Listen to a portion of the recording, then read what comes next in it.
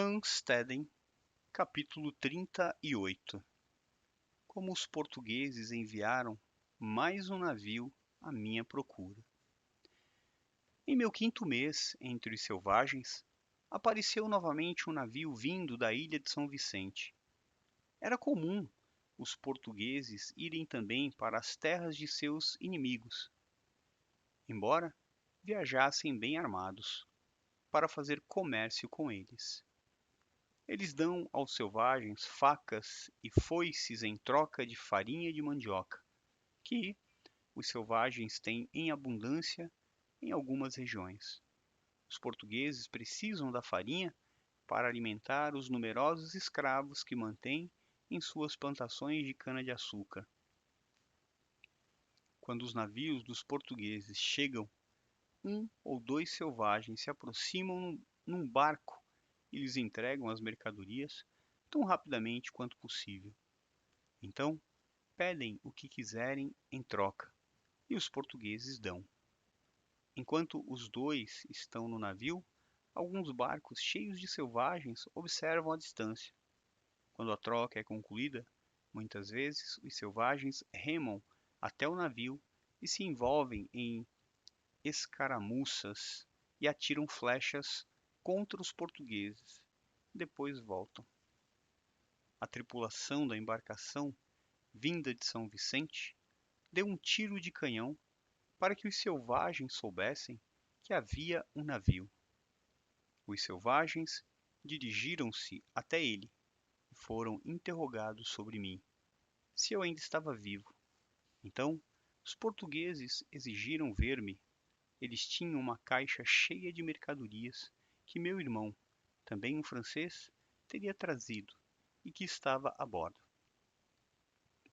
Um francês de nome Claude Mirandet, que estava no navio, tinha sido camarada meu anteriormente.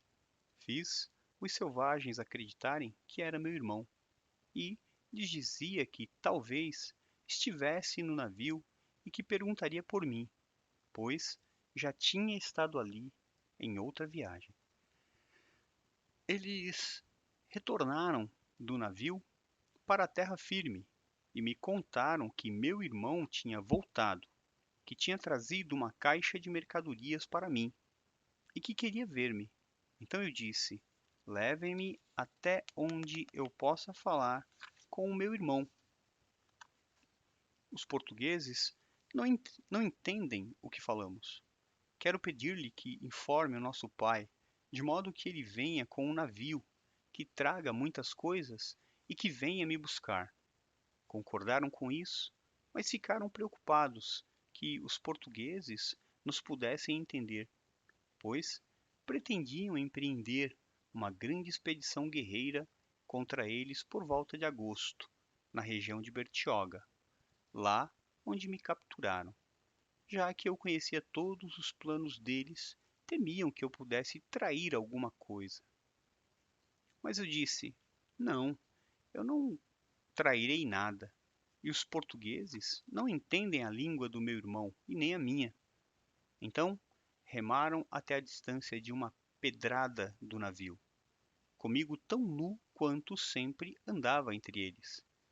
Dirigi a palavra aos que estavam a bordo e disse: Deus nosso Senhor esteja convosco, caros irmãos. Que apenas um de vocês fale comigo. Digam que eu sou francês e nada mais.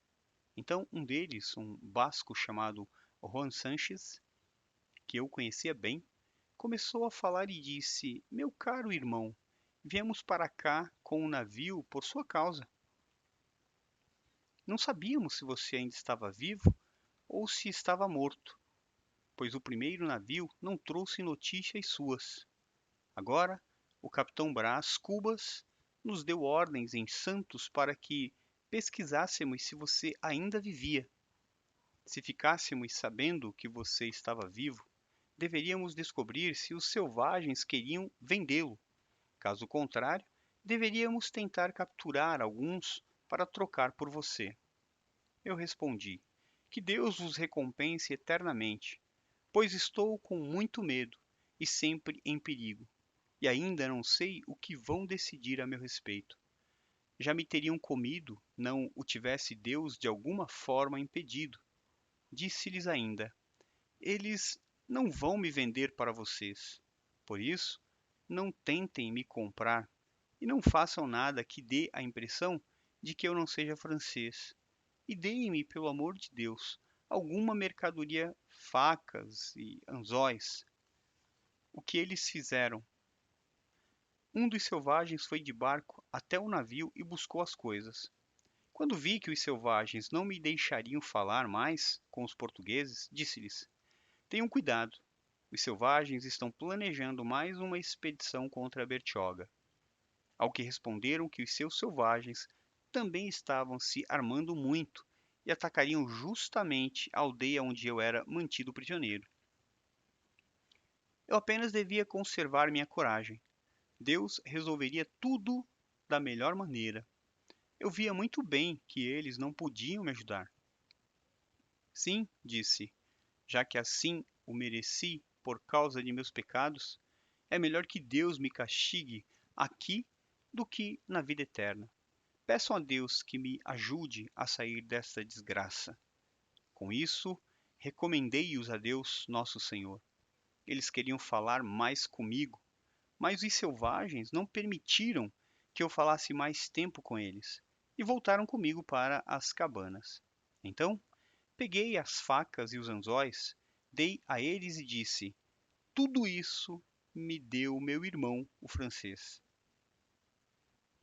Eles perguntaram o que tanto meu irmão tinha conversado comigo.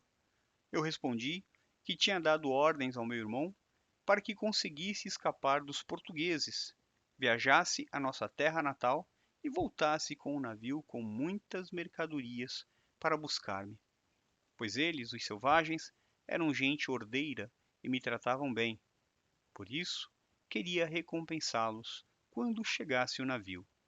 Dessa forma, devia contentá-los sempre da melhor maneira possível, e isso lhes agradava.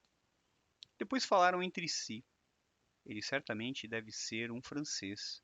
A partir de agora vamos tratá-lo melhor. Assim, vivi mais algum tempo entre eles, convencendo-os a me tratarem bem, pois em breve o navio viria por minha causa.